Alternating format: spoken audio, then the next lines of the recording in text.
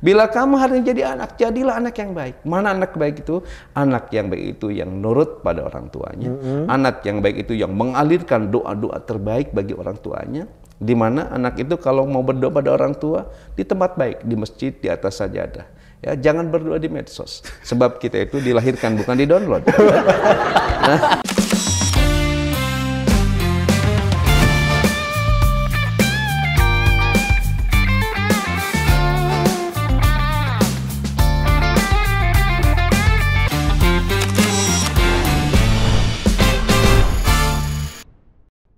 Assalamualaikum warahmatullahi wabarakatuh. Waalaikumsalam warahmatullahi wabarakatuh. Selamat datang dan selamat bergabung bersama saya Bren. Saya Aang Ridwan. Di program kesayangan kita semua, apalagi kalau bukan Kulkas Kuliah, ringkas satu-satunya kuliah yang gak bikin boring, gak usah ngontrak SKS dan bayar UKT. Namun meskipun ringkas, insya Allah berkelas dan berkualitas. Karena Kulkas ngademin topik-topik panas bukan pakai nafsu tapi pakai ilmu dengan bimbingan Wahyu. Kulkas seru kajiannya, seri sajiannya. Kulkas ngadem yuk.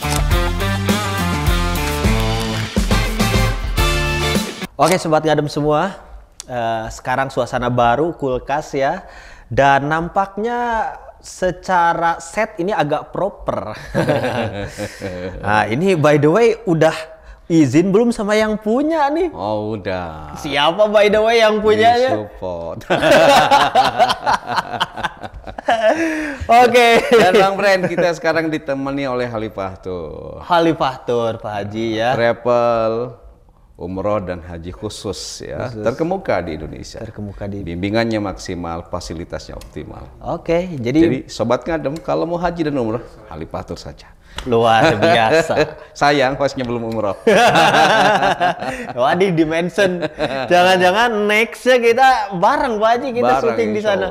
Amin ya. Bajunya sudah pink, itu warnanya Khalifah. Warnanya Khalifah, udah klop tinggal umrohnya. Khalifah insya Allah lah ya. Umroh Pak Haji biar berkah, kemudian datang ke Indonesia buka UMKM.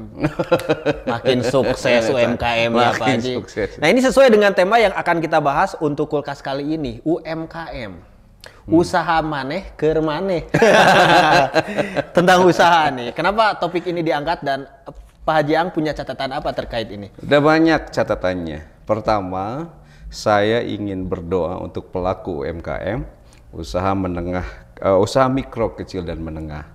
Semoga usahanya barokah ya. Barokah. Semoga usahanya sukses. Suksesnya benar sukses, bukan suku parises. Itu bagi orang-orang yang karena banyak berdiri ya. Iya. Mudah-mudahan jangan jadi artis arah-rageng bitis. Dan yang terpenting Mang, semoga para pelaku UMKM selamat dari jebakan dan jeratan pinjol dan judi online. Oke. Sebab nanti kalau pelaku UMKM dililit oleh pinjol, apalagi karena judi online, maka realitas hidup yang berbunga-bunga tengah menanti. Berbunga-bunga, bunganya literally bunga apa aja itu mah ya, bunga bank gitu. Bunga bank. Kedua, UMKM yang dimaksud dalam Kulkas kali ini adalah usaha maneh keur maneh. Keur maneh. Kerja kamu untukmu. Bila kamu hari ini kerja keras, kerja cerdas, kerja tuntas, kerja ikhlas, maka hasil dari kerjamu itu adalah untuk dirimu, bukan untuk orang lain. Oke. Begitupun ketika kita mager, hobinya rebahan dan gibahan, santunya lebay tiada tara, hobi nongkinya niraktivitas, maka buah dari itu semua adalah untuk dirimu, bukan untuk orang lain. Ingatlah Mang, bahwa hidup itu adalah seblak akibat. Seblak Teh Siti aja tuh. Bila level pedas yang kamu konsumsi terlalu tinggi, maka efeknya itu akan menwa. Kamu mencret wae. Itu pencernaannya jelek Pak Haji. Ya, bila setelah gajian kamu memilih healing, maka saldomu akan hilang. Dan kesananya bakal pusing. Maka silakan pilih yang mana.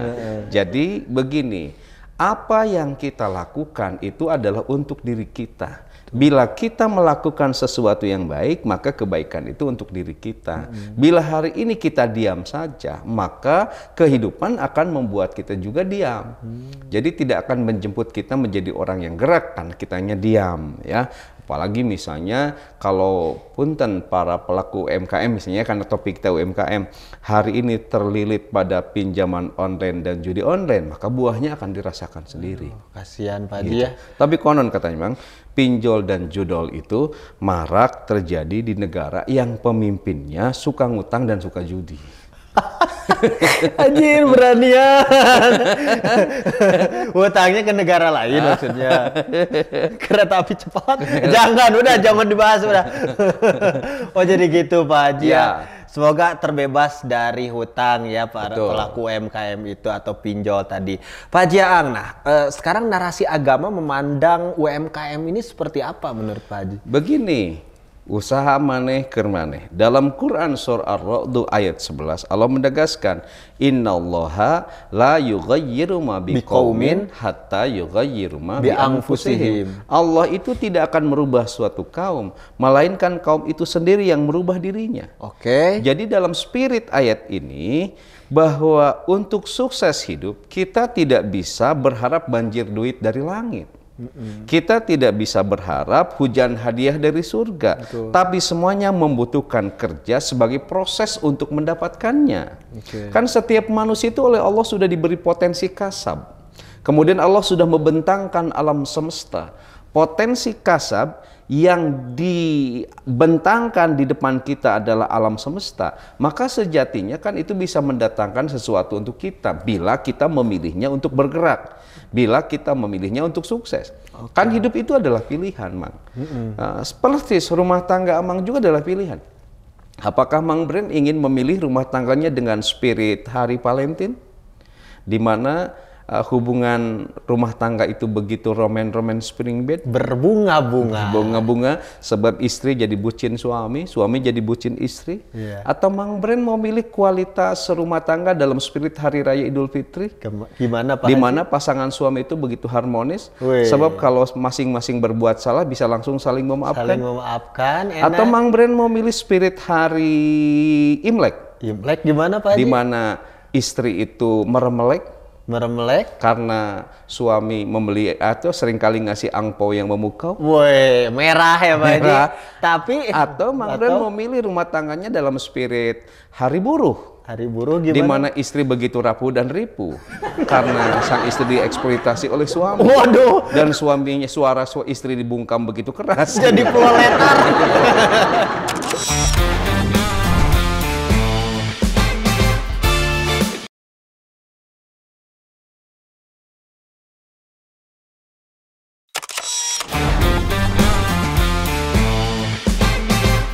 Jadi mau Mayday ya.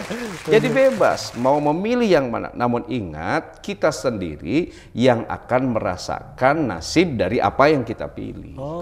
Jadi narasi agama menyebutkan innallaha la yughayyiru ma biqaumin hatta yughayyiru ma bi anfusihim gitu. Nah Pak Haji, kalau hidup ini adalah pilihan, kita bebas menentukan pilihan kita. Pilihan seperti apa yang harus kita pilih Pak Haji? Pertanyaannya bagus. Pertama, pilihlah dalam hidup ini untuk bergerak dan berbuat sesuatu. Itu yang harus dipilih. Bergerak dan berbuat. Pilihan pertama, bergeraklah dan berbuat sesuatu. Jangan diam, kaku dan membatu. Sebab Mang, bergerak itu merupakan modus menjadi. Seseorang bisa menjadi hebat, seseorang bisa menjadi kuat, seseorang bisa bermartabat, itu karena gerak. Bila diam, tak akan ada gerak dari tubuh kita. Dan bila gerak, akan lahir jebakan dari tangan kita untuk sukses dalam hidup kita. Gitu, jadi harus dari tangan kita menjebak beragam kesuksesan. Kan ingat, jodoh juga bukan dicari, tapi dijebak. Jadi kita itu harus bergerak. Sebab kita itu bukan adonan donat yang hanya dengan diam akan mengembang. Bukan, kita harus bergerak. Yang kedua, pada saat bergerak dan berbuat, pilihlah bergerak dan berbuat sesuatu yang baik. Kenapa? Sebab berbuat baik adalah esensi yang paling sejati dari hidup kita ini. Kan di Al-Mulk ayat 2 kata Allah, alladzi Khalaqal mauta Mauta wal hayata liyabluwakum ayyukum ahsanu amala. Allah menciptakan hidup dan mati adalah untuk menguji siapa di antara kita yang bergerak dalam kebaikan. Jadi memang teruslah berbuat baik meskipun kita belum menjadi orang baik atau meskipun kita dipandang belum menjadi orang baik. Benar. Nah, itu yang pertama ya. Kemudian yang kedua, pada saat bergerak dan berbuat baik itu, bila ada pertanyaan, kenapa harus berbuat baik? Jawabannya karena berbuat baik adalah pilihan hidup yang terbaik. Berbuat baik itu adalah pilihan hidup yang terbaik. Itu emang the best Pak Haji ya. Kenapa disimpulkan demikian? Sebab dalam Quran surah Al-Isra ayat 7 kata Allah, in ahsantum li anfusikum. Jika kita berbuat baik, maka kebaikan itu adalah untuk diri kita sendiri. Jadi kebaikan itu adalah investasi yang akan kita panen secara permanen. Ya, jadi tadi yang ketiga, bila ada pertanyaan kenapa harus berbuat baik, sebab berbuat baik adalah pilihan yang terbaik. Bahkan tidak hanya itu, dalam Quran surah Ar-Rahman ayat 60 Allah menegaskan hal jazaul ihsan illa ihsan. Tidak ada balasan dari setiap kebaikan adalah kebaikan. Jadi setiap kebaikan ibarat akar yang menjalar dan menumbuhkan pohon dan daun, juga menghadirkan bunga dan buah. Itu setiap kebaikan. Jadi kalau ada pertanyaan apa yang harus kita pilih dan kita lakukan dalam hidup ini, pertama, pilihlah hidup ini untuk bergerak, bergeraklah pada sesuatu yang baik. Kemudian ketika kita bergerak pada sesuatu yang baik, maka efeknya kebaikan yang akan kita datangkan, di mana tidak hanya itu, kebaikan-kebaikan yang lain pula akan terus menjemput kita. The best choice kebaikan. The best choice kebaikan itu. Nah Pak Jaang, kalau gitu dalam narasi agama ya, dalam menjamin Pak Haji pilihan kita yang baik itu. Nah ini seperti apa Pak Haji? Apa jaminannya gitu? Jaminan dari agama tuh gini ya. Tapi sebelumnya gini, hati-hati Mang ya. Kita ini kadang dalam hidup ini suka terjebak pada pameo, pipilih, neang nuleuwih, koceprak menang nu pecak. Paham kan? Terjemahnya di sini ya. Terjemahnya silakan download Lebah Ganteng. Kebanyakan terlalu eksploratif dalam memilih, tetapi salah dalam eksekusi. Gitu. Jangan sampai salah pilih, sebab endingnya nanti akan sedih. Pertama, Mang, jaminan agama itu menegaskan kebaikan yang kita pilih akan memantik banjirnya rahmat Allah. Dalam Quran surah Al-A'raf ayat 56 Allah menegaskan inna rahmatallahi qaribum minal muhsinin. Sesungguhnya rahmat Allah itu sangat dekat dengan orang-orang yang berbuat baik. Sangat dekat dengan orang-orang yang memilih kebaikan. Sementara rahmat itu kan sesuatu yang mahal. Lalu apa yang dimaksud rahmat? Rahmat itu dalam bahasa Arab kata yang mustarok. Satu kata memiliki banyak makna. Rahmat itu pertama cinta dan kasih sayang Allah. Rahmat itu yang kedua adalah kemenangan dalam hidup. Rahmat itu berarti kemudahan juga dalam hidup. Rahmat juga berarti rizki yang banyak, halal dan barokah. Rahmat juga bisa berarti ilmu yang bermanfaat. Rahmat juga bisa berarti adalah surga. Jadi ketika kita memilih kebaikan, agama menjamin hidup kita akan dicintai oleh Allah. Hidup kita akan diberi kemenangan oleh Allah. Hidup kita akan diberi kemudahan oleh Allah. Hidup kita akan diberi rizki yang banyak oleh Allah. Hidup kita akan diberi ilmu yang bermanfaat oleh Allah. Tidak hanya itu, surga menanti kita. Narasi agama menjamin seperti itu. Jaminannya itu rahmat Pak Haji. Betul. Tapi konon katanya Mang, kan mana rahmat juga adalah sehat walafiat. Rahmat itu adalah sehat walafiat. Akan Allah berikan pada mereka yang produktif berbuat baik.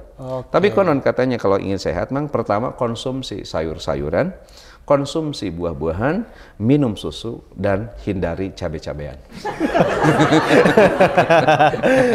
Cabai-cabeannya emang bener ya Pak Haji? Bisa menwa, nanti ya. Jangan terlalu banyak cabai intinya lah. Jaminan kedua Mang, bagi mereka yang memilih kebaikan dalam hidupnya, Dalam Quran surah Hud ayat 114 Allah menegaskan, innal hasanati yudhibnas sayyiati.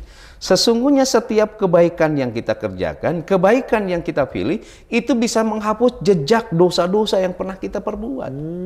Kan hidup kita ini banyak dosa. Karena al-insan mahalul khata wa nisyan. Entah karena lupa, entah karena lingkungan, entah karena terdesak lalu kita berbuat dosa. Tapi kalau hari ini kita memilih sesuatu yang baik, berpihak pada kebaikan, maka pilihan itu akan menghapus jejak dosa-dosa kita di masa lalu. Oke, berarti jaminan Allah itu pertama dapat rahmat, kedua diampuni dosa, dibersihkan dosa, didelete dosa-dosa kita.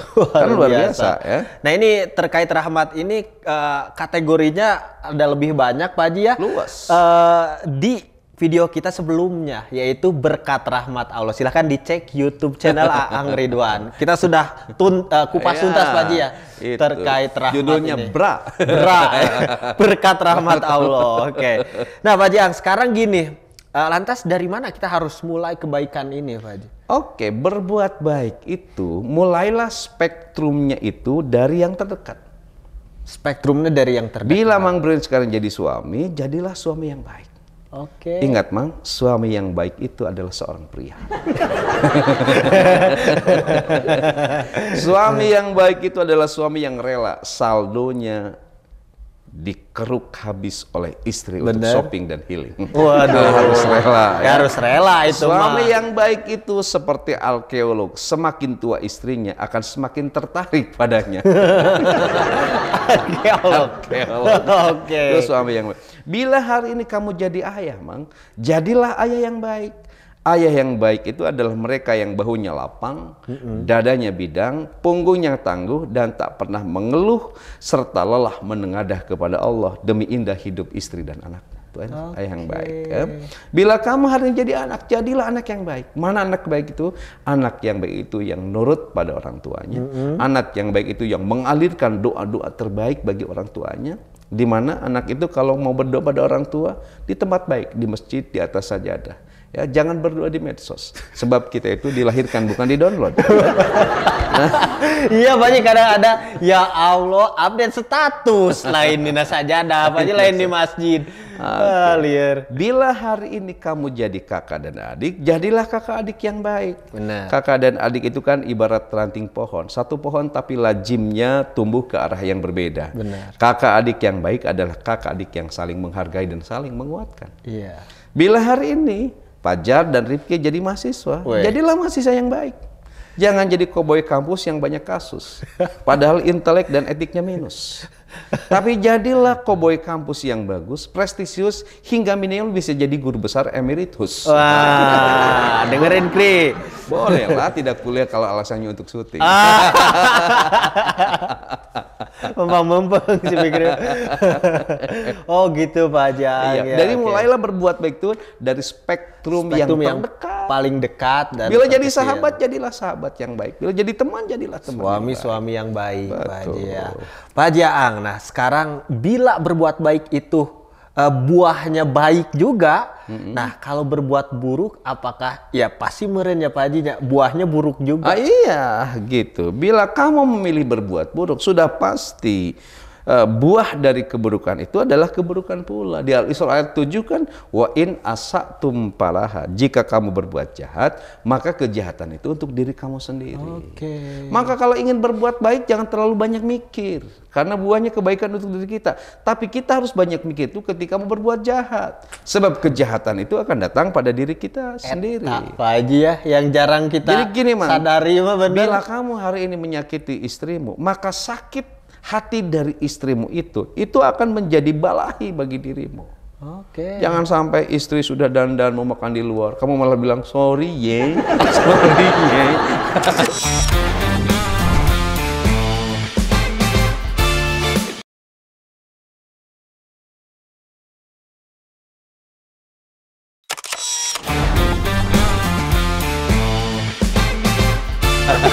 Itu sakit hatinya, Dan kenapa harus nadanya gitu Pak Haji, sorry-nya?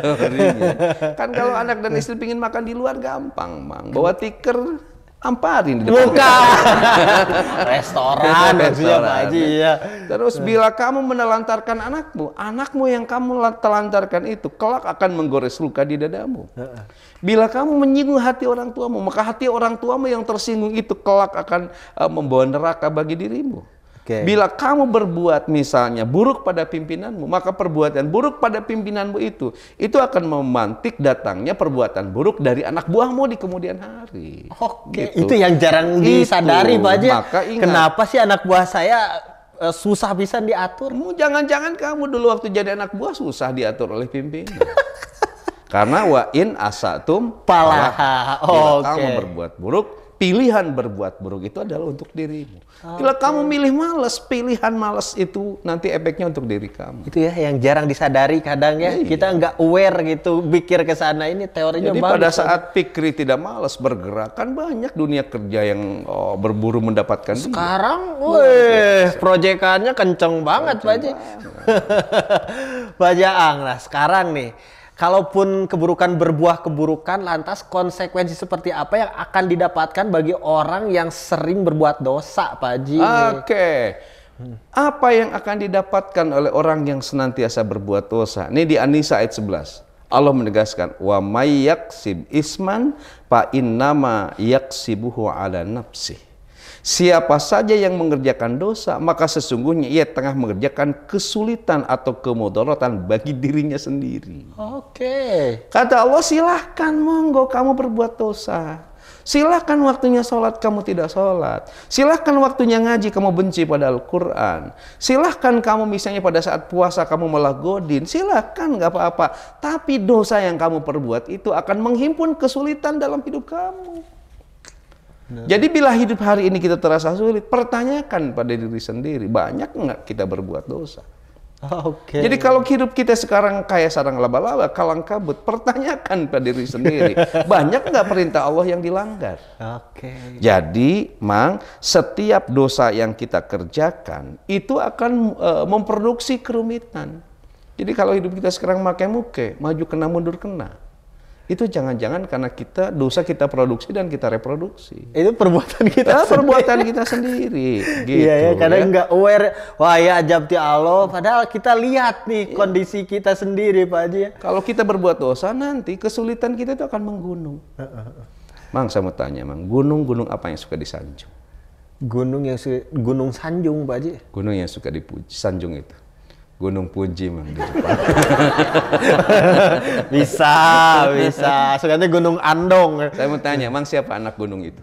Anak gunung bukit, Pak. Anak gunung itu anak rumahan yang tersakiti. Kirain anak rumahan yang tersakiti, terus healing ke gunung, bikin status yoi. Tapi ngobrol gitu, saya main ke pameran buku. Ada buku yang judulnya Cara Memecahkan 50% Kesulitan Hidup. Saya beli 2 eksemplar. Biar terbebas dari kesulitan. Terbebas gak Pak Haji itu teh? Tapi luar biasa, Mang. Gaji saya sebagai PNS 5 atau sampai 6 jutaan ya sebulan. Tapi gaji Raymond ketua KPPS 1,7 sehari. Abdi negara. Langsung sekian cewek-cewek, assalamualaikum mufti ya. Aduh, Raymond. Oh jadi gitu Pak Haji. Jadi jangan sampai kita sengaja berbuat dosa, sebab dosa yang terus kita sengaja akan memproduksi kerumitan itu. Intinya dari pemaparan itu semua, usaha maneh tuh emang apa yang kita perbuat itu juga yang akan berbuah. Dan berbuah untuk diri kita sendiri. Maka ingat-ingat UMKM. Usaha maneh keur maneh gitu. Mau baik ya berbuah baik, mau buruk berbuah buruk. Gitu. Kebaikan tadi berbuahnya rahmat Pak Haji ya. Dan berbuah surga. Pak Haji ada kata-kata kulkas buat sobat ngadem semua. Sobat ngadem, pertama, lamun hayang jagong kudu daek ngajegang. Lamun hayang perah kudu daek perih. Lamun hayang ngejo kudu bisa ngaji. Lamun hayang nangtung kudu daek diuk. Naon sababna? Sebab sejatinya hidup UMKM. Usaha maneh keur maneh. 2, tak ada bangga tanpa usaha. Tak ada puas tanpa kerja keras. Tak ada panen tanpa menanam. Tak ada uang tanpa usaha, tak ada rumah tangga tanpa cinta. Kenapa? Karena sejatinya hidup adalah UMKM. Usaha maneh keur maneh. 3. Seindah apapun mimpi, setajam apapun visi, sesuci apapun misi, dan setaktis apapun strategi, semuanya tidak akan ada arti bila tidak ada aksi. Karena sejatinya hidup adalah UMKM. Usaha maneh keur maneh. Setiap manusia punya jatah gagal. Jemputlah segera kegagalan itu di masa muda, agar di masa tua tinggal menikmati jatah keberhasilan. Ingatlah, UMKM. Luar biasa. Intinya semuanya ke UMKM, Pak Haji ya. Luar biasa gitu Sobat Ngadem. Kalau saya pribadi Pak Haji dapat pencerahan banyak sekali dari topik ini. Sobat Ngadem semua semoga juga dapat pencerahan ya dari topik kita kali ini. Sebelum ditutup Pak Haji Aang, kita disponsori oleh apa ini? Oleh Khalifah Tour. Terima kasih untuk Khalifah Tour. Sobat Ngadem, kalau mau haji dan umroh khusus jangan kemana-mana, Khalifah Tour ya. Bimbingan maksimal, fasilitasnya optimal. Luar biasa. Insya Allah umrohnya makbul, hajinya mabrur. Oke, gitu Sobat Ngadem. Tidak terasa 30 menit kebersamaan kita menemani Sobat Ngadem semua di rumah. Jawaban atas pertanyaan ini jangan dianggap yang paling benar. Tanyakan lagi pada narasumber yang lain, sebab di Indonesia ini gudangnya para ulama dan cendekiawan. Jangan lupa juga like, komen, dan subscribe di Aang Ridwan Official. Dan jangan lupa juga saksikan terus Kulkas di Inspira TV. TV inspiratif dan positif. Saya Bren Cianjur undur diri. Saya Aang Ridwan juga undur diri. Tetap di program kesayangan kita semua. Apalagi kalau bukan Kulkas. Kuliah ringkas, satu-satunya kuliah yang gak bikin boring, gak usah ngontrak SKS dan bayar UKT. Namun meskipun ringkas, insya Allah berkelas dan berkualitas. Karena Kulkas ngademin topik-topik panas bukan pakai nafsu tapi pakai ilmu dengan bimbingan Wahyu. Kulkas seru kajiannya, seri sajiannya. Kulkas ngadem yuk. Assalamualaikum warahmatullahi wabarakatuh. Waalaikumsalam warahmatullahi wabarakatuh.